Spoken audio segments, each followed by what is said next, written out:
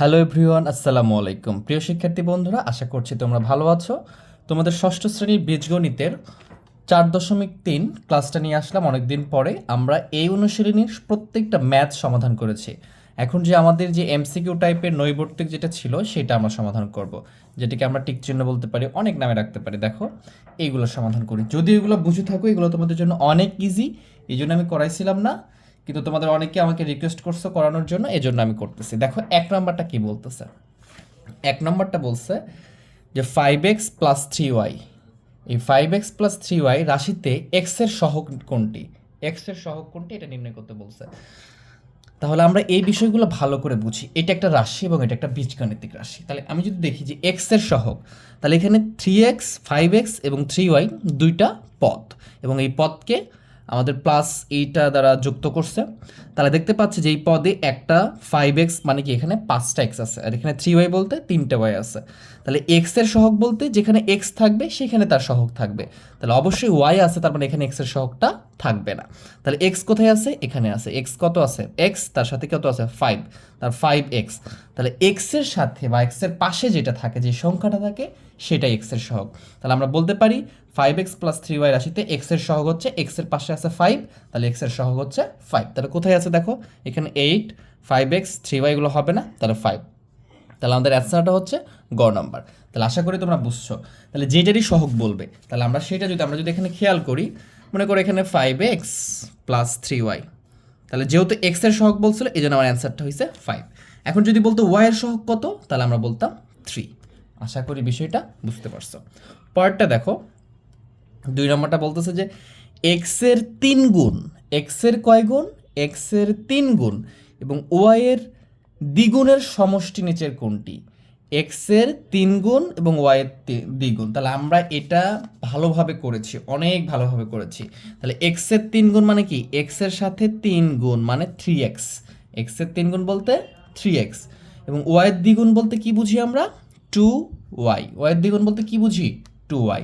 তাহলে x এর 3 গুণ মানে 3x, y এর দ্বিগুণ বলতে 2y। এদের সমষ্টি, তাহলে সমষ্টি বললে যোগ। এইটা হচ্ছে এই অঙ্কের অ্যান্সার। তাহলে নিচের কোনটির সাথে এটা মিলে গেছে দেখো, এই যে 3x+2y, তার মানে এইটা হচ্ছে খ নাম্বারটা অ্যান্সার। এইভাবে আমরা খুব সহজে এগুলো বের করতে পারবো। তো যেটাই বলবে, যদি 5 গুণ বলতো তাহলে x এর সাথে 5 গুণ করতাম, এটা যদি 6 গুণ বলতো তাহলে ওর সাথে 6 গুণ করতাম। তো যেটা বলবে ওইটাই আমরা করবো। সমষ্টি বলছে, এই জন্য যোগ করে দিছি। এবারে 3 নাম্বারটা একটু দেখো। 3 নাম্বারটা বলছে যে 7x³ ইন্টু, এটা ইন্টু দেওয়া আছে, গুণ x² এ x এর সূচক নিচের কোনটি? এইটা খুব ভালো করে বুঝতে হবে, একটু পেঁচাই দিয়েছে। এখানে x এর সূচক 3 আর এখানে x এর সূচক 2, তাহলে কি 3 হবে বা 2 হবে, কোনটা হবে? কিন্তু এই দুটো কি অবস্থায় আছে? গুণ অবস্থায় আছে। তাহলে এই বিষয়টা আমাকে খুব ভালো করে খেয়াল রাখতে হবে। যদি গুণ থাকে তাহলে আমি যদি একটা উঠিয়ে নিই, দেখো 7x³ ইন্টু x²। এইটা আমরা কি বুঝি? এইটা আমরা তোমাদেরকে শিখিয়েছিলাম এইভাবে। যদি গুণ থাকে তাহলে এই যে দেখো, এইটা x এর পাওয়ার 3 আর এখানে x এর পাওয়ার হচ্ছে 2, তাহলে দুইটারই এটাকে বেস বলা হয়, আর উপরে যে 3 বা 2 থাকে এটাকে পাওয়ার বা সূচক বলা হয়। তাহলে বেস মানে কি? দুইটাতে x, এই জন্য বেস বা ভিত্তি একই। তাহলে যদি এক হয় তাহলে বেস, দুইটা বেসের পরিবর্তে আমরা কি দিব? 7 এর জায়গায় 7 রেখে দিব।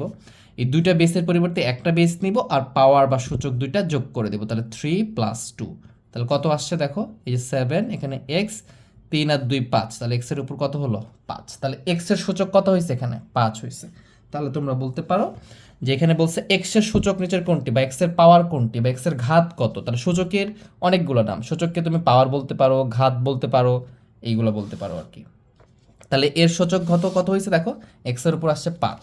তাহলে আমরা বলতে পারি যে x এর সূচক নিচের কোনটি? 7। না, এটা হবে না, এই যে 5, এইটা শুধু হবে। x⁵ কিন্তু হবে না, কারণ বলছে শুধু x এর সূচক নিচের কোনটি, x এর সূচক হচ্ছে 5, এইটা হবে। এইটা অ্যান্সার, ক নম্বরটা। আশা করি বিষয়টা বুঝতে পারছো। পরটা যদি দেখি, দেখো নিচের কোন জোড়া সদৃশ পদ নির্দেশ করে? নিচের কোন জোড়া সদৃশ পদ নির্দেশ করে? সদৃশ বলতে কি বুঝি বলো? সদৃশ মানে কি? সদৃশ বলতে আমরা যেটা বুঝি সেটা হচ্ছে একই রকম। যদি একই রকম, এখন কোনটা একই রকম হবে?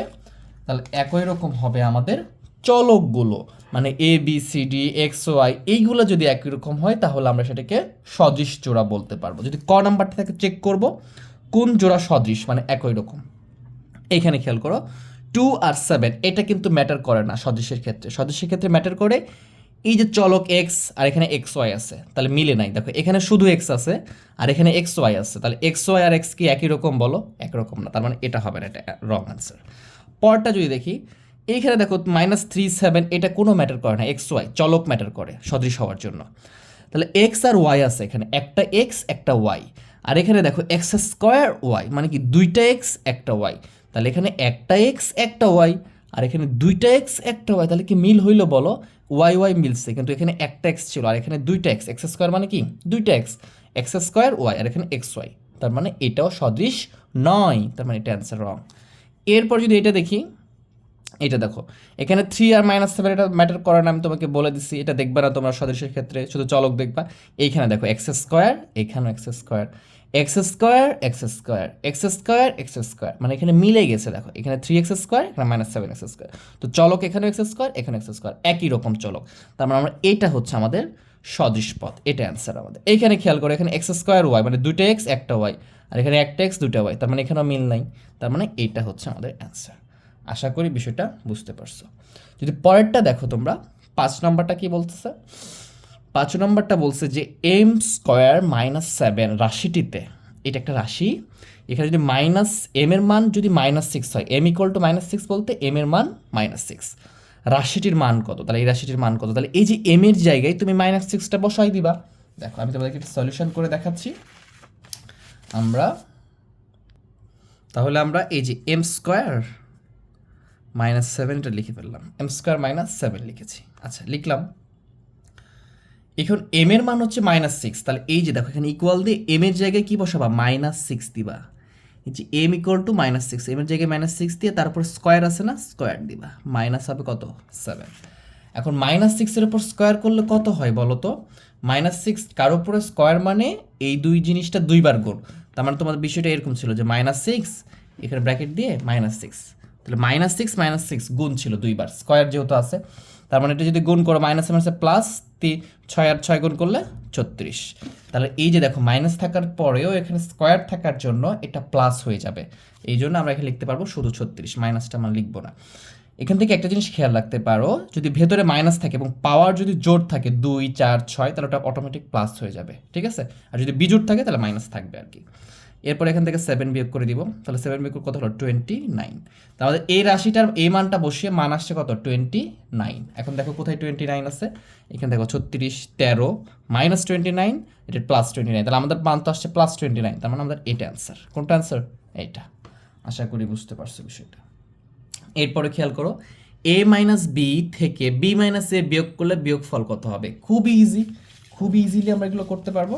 এখানে যদি দেখি যে a - b বলছে, তাহলে a - b, এখান থেকে কি বলছে? b - a বিয়োগ করবা, তাহলে দেখো এখান থেকে যেটা আছে সেটা উঠাই ফেলো, সদৃশভাবে উঠাই, তাহলে আমার b - a আছে, তাহলে a এর নিচে a লিখবো, তাহলে এটার চিহ্ন থাকে বাম পাশে, তাহলে a এর পাশে কি আছে? মাইনাস চিহ্ন, তাহলে -a, আর b এর পাশে কোনো চিহ্ন নাই, তাহলে প্রথমে কি থাকে? প্লাস থাকে, +b। এই দুটো কি করতে বলছে? বিয়োগফল। তার বিয়োগ করতে হলে কি করতে হয়? চিহ্নগুলো চেঞ্জ করে দিতে হয়। তাহলে এখানে দেখো মাইনাস আছে, তো মাইনাসটা এখানে কি হবে? প্লাস হবে, এখানে প্লাস দিব আর এখানে মাইনাস দিব, বুঝছো? তাহলে এইটা প্লাস এটাও প্লাস, এই যে মাইনাস চিহ্নটা কাউন্ট করা যাবে না বিয়োগের ক্ষেত্রে, এখন প্লাস কাউন্ট করতে হবে। বিয়োগ যোগ করলে কি করতাম? আমরা এইভাবে নর্মালি যোগ করতাম, আর বিয়োগের সময় চিহ্নটা, নিচের চিহ্নটা কি হয়ে যায়? চেঞ্জ হয়ে যায়, এবং ওইটাই কাউন্ট করতে হয় নিচেরটার সাথে, পদের সাথে। তাহলে এখানে প্লাসে এটাও প্লাসে, তাহলে কত হচ্ছে? 2a, এখানে মাইনাসে এটাও মাইনাসে, তাহলে কত হলো? -2b। দুটা মাইনাস হলে কি হয়? যোগ হয়, চিহ্নটা মাইনাস হবে, তাহলে দেখো কি হলো? এখানে আসছে 2a - 2b, 2a - 2b কোনটার সাথে মিলে গেছে? এই যে দেখো 2a - 2b এটার সাথে মিলে গেছে, তাহলে আমাদের অ্যান্সার কোনটা? এইটা। এরপরে দেখো আমাদের এখানে আছে যে x² + 3 x² - 2 -2x² + 1, রাশি তিনটির যোগফল কত? এই তিনটে রাশি যোগ করলে কত হবে? তাহলে আমাকে আগে যোগ করে দেখতে হবে, তাহলে তো আমরা অ্যান্সারটা বের করতে পারবো। তাহলে দেখো আমরা এটা যোগ করে দিচ্ছি, আমি তোমাদেরকে উঠিয়ে নিচ্ছি। দেখো আমি এটা উঠিয়ে নিছি, x² + 3 x² - 2 -2x² + 1, এই যে দেখো এইটা একটা রাশি, এইটা তিনটা রাশির যোগফল নির্ণয় করতে বলছে, তাহলে আমরা এটাকে যোগ করে দেবো। যোগ করে দিলে কি হবে? এগুলো যোগ করবো, এক্স স্কোয়ার একটা, এখানে একটা এক্স স্কোয়ার, তাহলে 2x স্কোয়ার, এটা -2x স্কোয়ার, তাহলে কি এই 2x স্কোয়ারের সাথে এই 2x স্কোয়ার কী হবে, কেটে যাবে। এখানে খেয়াল করো 3 প্লাস 1 প্লাস, তাহলে 3 আর 1 যোগ করলে কত হবে 4, 4 থেকে 2 বিয়োগ করলে কত হবে 2, তাহলে আমাদের অ্যান্সার আসছে কত, শুধু 2, তাহলে আমাদের অ্যান্সার হলো এটা 2। তাহলে এইভাবে খুব সিম্পলি আমরা এগুলো করতে পারবো। তো আজকের ক্লাসটা আমরা এই পর্যন্ত রাখতেছি। অবশ্যই পরের সামনের নেক্সট ডেতে আমরা পরবর্তী প্রশ্নগুলো সমাধান করব। আর এই ক্লাসগুলো করতে আমার কিছুটা হলো ভালোই পরিশ্রম করতে হয়, এজন্য তোমরা অবশ্যই ভিডিওটাকে ভালো লাগলে লাইক করে দিবা, চ্যানেলকে সাবস্ক্রাইব করে দিবা এবং বন্ধুদের মাঝে শেয়ার করে দিবা। আর আমার জন্য দোয়া করবা যেন আমি তোমাদেরকে প্রতিনিয়ত এইভাবে ভিডিওগুলো দিতে পারি। তো সবাই ভালো থেকো, সুস্থ থেকো, আল্লাহ হাফেজ।